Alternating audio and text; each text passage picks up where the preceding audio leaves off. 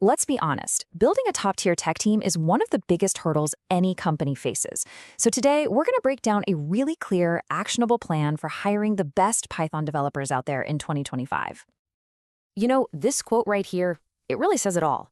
I mean, think about it. The right person can be the difference between a smooth launch and a project that's months behind schedule. That's exactly why getting this hiring process right from the get-go is so incredibly important.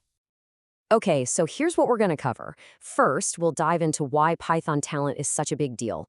Then, I'll lay out a simple 3-step hiring plan for you. After that, we'll talk about how to actually evaluate candidates, get a handle on the costs, and finally, how to sidestep those common hiring traps. So first things first, why all the fuss about Python talent? Why is it so important right now? Well, it all boils down to one simple but super powerful word: versatility. Honestly, Python is like the Swiss Army knife of the coding world. It's the engine behind everything from your app's backend to really complex AI models.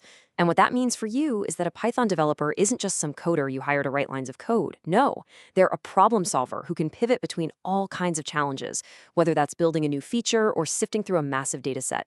You're not just filling a seat, you're investing in true versatility.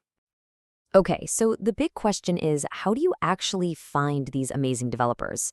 Let's walk through a super simple 3-step blueprint that'll set you up for success. It's really straightforward. First, you define what you need. Second, you decide how you're going to hire. And third, you go out and find the talent. Let's dig into that first step. All right, step 1 is all about getting crystal clear on what you need. If you just post looking for a Python developer, trust me, you're going to get buried in applications that are all over the place. Do you need a backend wizard who lives and breathes Django? Or maybe a data engineer who's a pro with cloud platforms? Get specific about the role, the seniority, and the exact tools. Being super precise here will save you a ton of headaches later on. Okay, next up, you've got to decide on your hiring model. So if you're building something that's going to be the heart of your company for years, in-house is probably your best bet for deep integration. But for shorter, more flexible project, a freelancer is a great option. And if you need top-notch, vetted talent like yesterday, an agency can be a lifesaver. Each one has a totally different strategic advantage. And that brings us to step 3, sourcing. Look, don't just throw your job posting on one board and hope for the best. You've got to use a mix of channels. Yeah, LinkedIn is a given, but places like GitHub, oh man, those are absolute gold mines. And why is that? Because you get to see their actual work, their real code. It gives you a look under the hood that a polished resume just can't. Okay, so you've defined the role, you've got some promising candidates lined up. Now comes the really critical part: evaluation. This is where we go way beyond a resume to find out what they can really do. Let's be real, just talking to someone in an interview isn't going to cut it. The absolute best way to see what a developer can do is to give them a practical test, something that looks a lot like the actual work they'd be doing for you. Ask them to build a small API or untangle a messy script. You'll learn way more from that than from any tricky brain teaser question. And this is so important to remember. You're not just hiring a pair of hands to type code. You're hiring a person who has to work with your team. Of course, the technical skills, knowing Python, databases, all that jazz, are non-negotiable. But it's the soft skills, things like communication and collaboration, that really make or break their success in a team environment. It's so true. You could have the most brilliant coder in the world, but if they can't collaborate or explain their ideas, they can actually drag the whole team down. You need someone who can not only solve the problem, but also build amazing things with other people. And that leads us perfectly into the third pillar here, which is cultural fit. Do this person's way of working gel with your team? Do they share similar values? Nailing this part, that's the secret to keeping great people around and building a team that actually enjoys working together. All right, let's get down to brass tacks and talk about the money.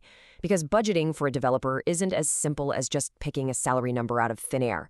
It's a strategic decision, and it's got global implications. So take a look at this. The cost for talent varies wildly depending on where in the world you're looking. Hiring in the US or Western Europe, well, that's going to come with a premium price tag. But you can find absolutely phenomenal talent in places like Eastern Europe, Latin America, or Asia for a much more competitive rate. So the big takeaway here is that looking beyond your own backyard is a massive strategic advantage. It's not just about potentially saving money. It's about opening the door to a huge worldwide pool of incredible developers. And hey, one last super important point on cost, please don't forget about all the hidden expenses. The salary is really just the tip of the iceberg. You've also got to think about recruitment fees, onboarding time and resources, new equipment or software, and all that administrative overhead. It adds up. Okay, we are in the home stretch now. You've got a plan, you know how to vet candidates, and your budget is in a good place. So let's quickly cover the most common mistakes that can completely derail your hiring process right at the end. This is basically your what not to do checklist.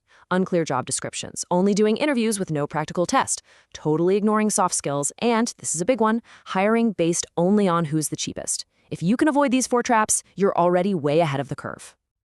And this right here is a huge warning. So what's technical debt? It's basically the mess you have to clean up later because you took a shortcut now. We're talking more bugs, blown deadlines, and having to completely rebuild features down the line. Trust me, it's a gamble that's just not worth taking. So after all that, what's the big takeaway? Putting in the effort to have a really thoughtful, holistic hiring process, one that values clarity, real-world skills, and how someone fits with your team. It isn't just some fluffy, nice-to-have thing. It has a direct impact on your bottom line. It saves time, it cuts down on costly rework, and it helps you ship a better product faster. So I'm gonna leave you with one final question to really think about. Is your current hiring process designed to find true game-changing talent, or is it just about filling a seat? Because the answer to that question, well, that makes all the difference in the world. Thanks for tuning in.